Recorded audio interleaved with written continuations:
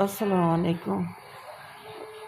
5 मेरे बच्चे हैं, 2 बेटियां, 3 बेटे, एक फौत हो गया। मेरा नाम नसरीन अख्तर है। मेरा मियाँ चालू चने बेचता तो शिवपुर मैं डायलिसिस करवा रही हूँ 2 साल तो घर तो करवा रही थी गुर्दे।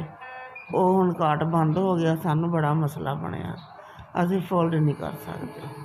अगे मेरे 3 हुंदे सी हफ्ते च, हुण मेरा एक भी नहीं होया।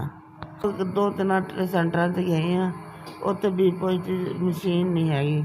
मेरी मजबूरी बन गई, मैं इत्थे करवानी, इत्थे मशीन सेहत कार्ड ते करदे सीगे, मैं फोल्ड कर नहीं सकती तो फ्री मेरे को करदा कोई नहीं। मेरी तबीयत बड़ी खराब आ, अख शक देख सकते हो।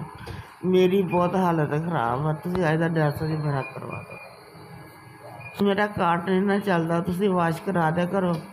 तुहाडी बड़ी मेहरबानी, शुक्रिया।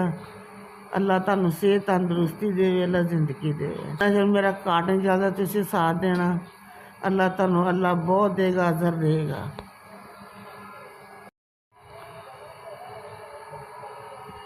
अस्सलाम वालेकुम भाई, तुहाडे वल्लों मैनूं 5000 मदद मिली है। पता नहीं तुसीं कित्थां दित्ता, कित्थों नहीं दित्ते।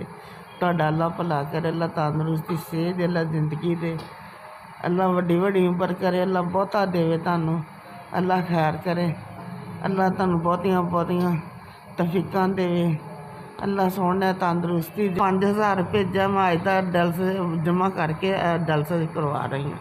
मेरे च इन्नी तौफीक नहीं सी कि मैं अपना डायलिसिस करवा लवां। डायलिसिस मेरे शार्ट हो गया सी, अज होण लगा तो मैनूं सुकून होएगा।